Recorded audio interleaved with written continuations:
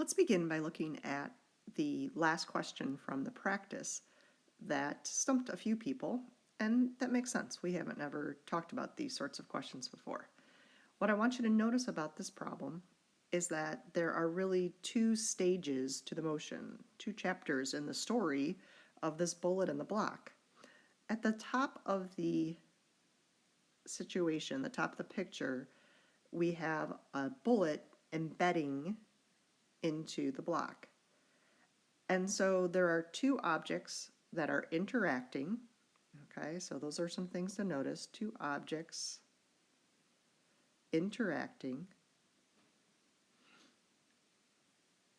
No change in height, it's all on one surface.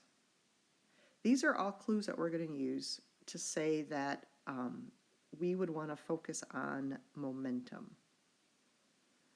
Okay, so momentum is conserved during some sort of interaction between objects.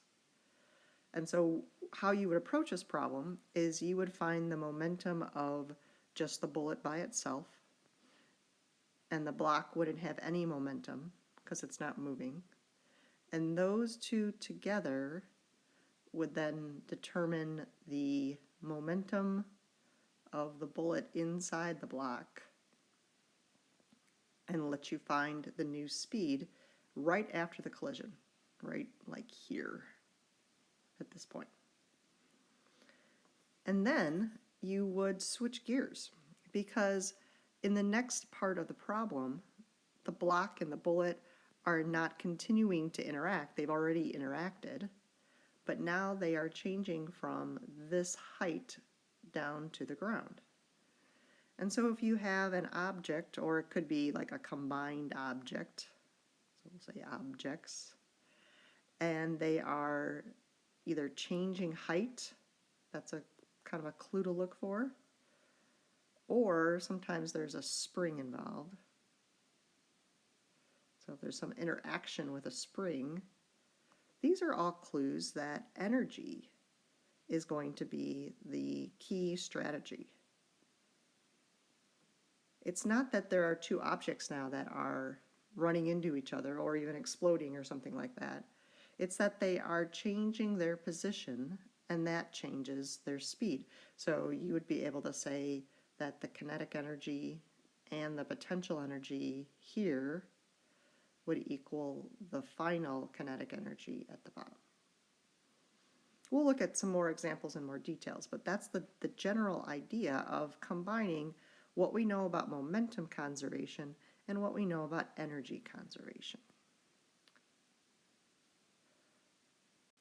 Quick summary then of that. When we use conservation of momentum, we look at multiple objects. Okay, so I have multiple masses in here, and we're looking at what happens before and after some sort of interaction. Okay, so there has to be a collision or an explosion, something like that. Those are all clues that momentum is the right strategy. Those are situations where energy is not conserved because there are sounds created, and there's deformation, and there's thermal energy that's produced. And so we cannot use energy during an interaction. But if we have some sort of change in height, remember that's what I'm not sure why why my subscripts didn't go here. If we have a change in height, that's going to be an indication that energy might be the right strategy. Or if we have a spring that is compressing or stretching, that might be an indication that energy is going to be a useful strategy. Okay, so look for those sorts of clues, and try to think about questions not as just one equation that covers the entire thing, but if there are distinct parts to the motion, then focus on those parts. All right, so here we have a block of mass of 2 kilograms, initially traveling at 16 meters per second. This reaches a hill, and it's going to move up. Then it's going to collide. That's a good word to look for. That has to do with momentum. collide with a stationary block, the green one, that has the same mass. We want to know how fast, after the whole collision is over, is this whole thing moving. So as we take a look here, we would again think about, are we looking at an interaction, or are we looking at some sort of change in height or spring or something like that? And although there's eventually an interaction, there's eventually a collision, the start of the story is that the block has to go up the hill. Okay, and that means that energy that it has is going to change into potential energy during this part. So during the first part of the problem, we are going to use energy. And then later in the question, after the block gets to the hill, up the hill, we are going to switch and use momentum, because then that's where the collision occurs. So let's take a look at how this all comes through. Since we know the beginning information, we could say something like the energy at the bottom has to equal the energy at the top, again, before the collision occurs. At the bottom, the block is moving, so there would be kinetic energy. We'll call it V1 because there is going to be kinetic again. It's at the lowest point, so there's no potential energy, or there's no springs or anything, so just kinetic to start with. And then when it reaches this point right here, this sort of transition, it still has kinetic energy, just a different amount. It's going to slow down as it slides up that hill. And then because it traveled this height of 1.2 meters, it's going to also gain some potential energy. And we can see that the masses don't matter in this case. I'm just looking at the single block. It has the same value of mass throughout, so we could just cancel those out, and we could say that 1/2 times 16 squared would equal 1/2 times, now this is what I'm going to be finding. This is kind of like an in-between number. The question didn't ask me to find this, but I'm looking for this speed so that at the end of my yellow box, this speed now becomes the beginning of the green box. Use 10 for G. Again, our height is given to us as 1.2. And when you go through and you figure this out, do your algebra and so forth, you find that the block does slow down, not a lot, but a little bit here, so 15.23.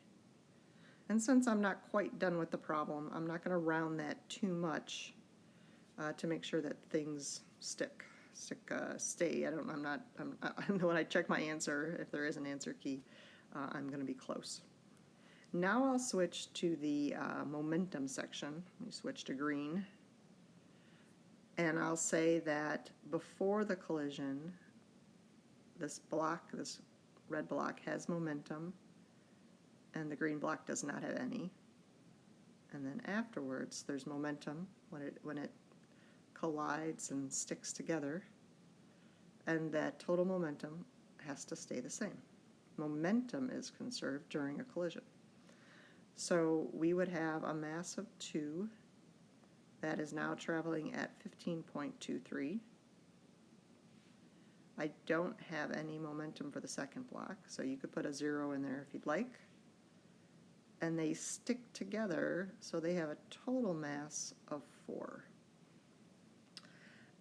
And so we would, go through and do our algebra here, and we would end up with a speed of 7.6. And here I could go ahead and round that a little bit more, because it is my very final answer. All right, let's look at one more example.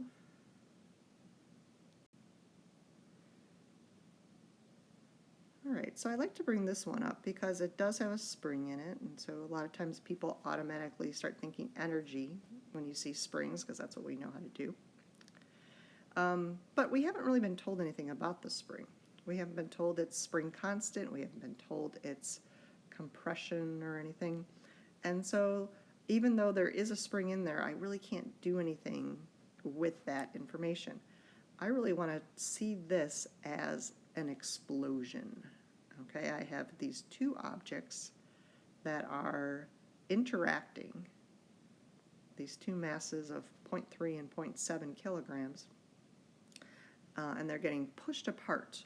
And the spring will exert equal amounts of force in both directions, equal impulses, and the momentum of the system should stay the same. So I'm going to begin the problem with this momentum section. And then eventually the masses fall to the ground, and I'm asked to figure out the height of the platform. So the fact that it asks me about height gets me thinking that momentum isn't going to be helpful there. I'm going to think instead about energy ideas there.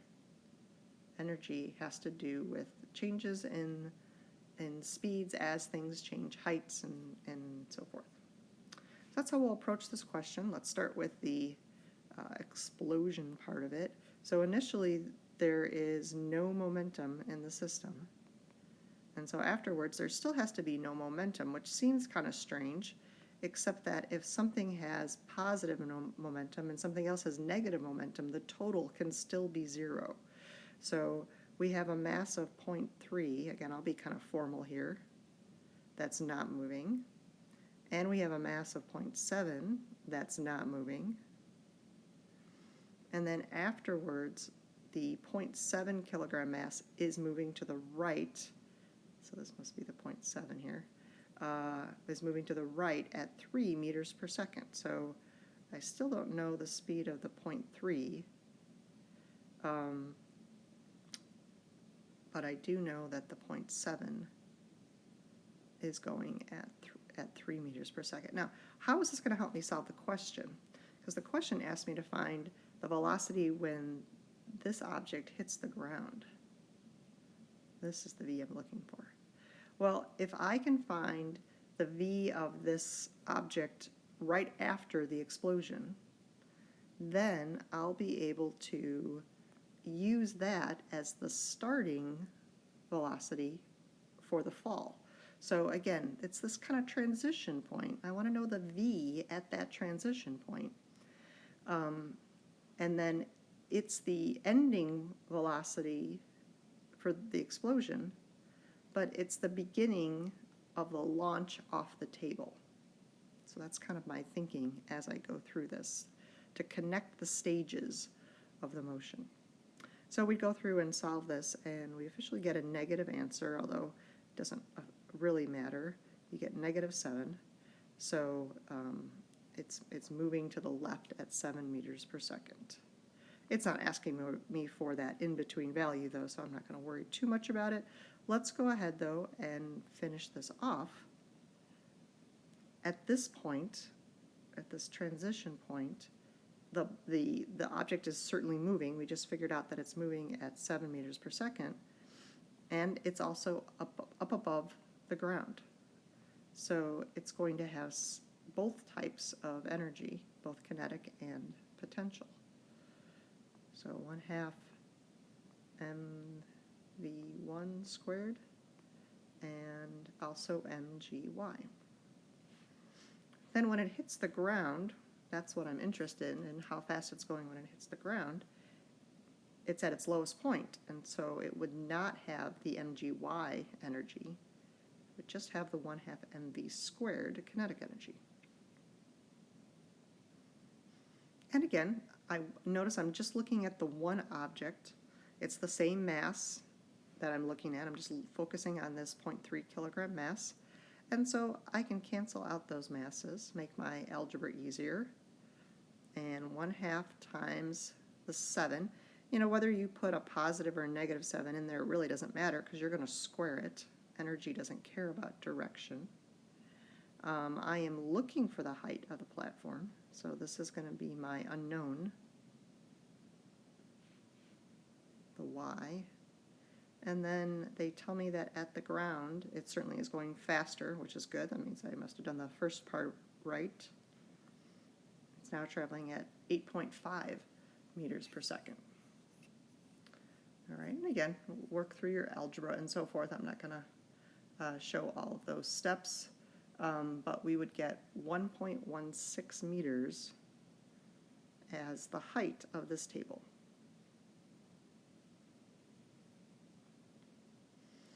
All right, as we finish off, just want to think a little bit about these problems because, again, we're preparing for challenge questions, so I kind of want to think about, well, what else could be done with this sort of situation? What are other questions that we could be asked that we now know how to answer based on everything we've learned in physics? And there's a couple that come to my mind. One is you could be asked now how much energy was stored in the spring. So at the top here, where it's all on one level, we were given the speed of this object, and we figured out the speed of this object was 7. We know their masses. So you could figure out that there was kinetic energy for each of your objects after the explosion, and you could use that to figure out the elastic potential energy before the explosion. Okay, so that could be something that we would be able to do based on the type of information that we've been given. Another type of question that we could be asked is having to do back with first semester and some projectile motion ideas. We could be asked how far the block lands from the table.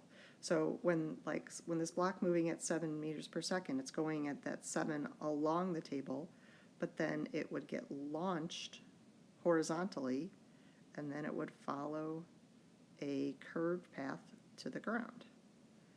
Okay, and if I wanted to know how far this x distance was, I would use the ideas of projectile motion. So just a quick reminder of how we did that. We figured out the time of the fall, and we knew that something that falls and something that's launched horizontally and falls take the same time to hit the ground. So we would pretend like we were just dropping the object, and we could figure out how much time it takes to fall, and then the horizontal motion remains constant. So we would be able to use this speed and the time to figure out how far it goes. So again, just some things that you could do, kind of look out for as you're looking at your challenge questions.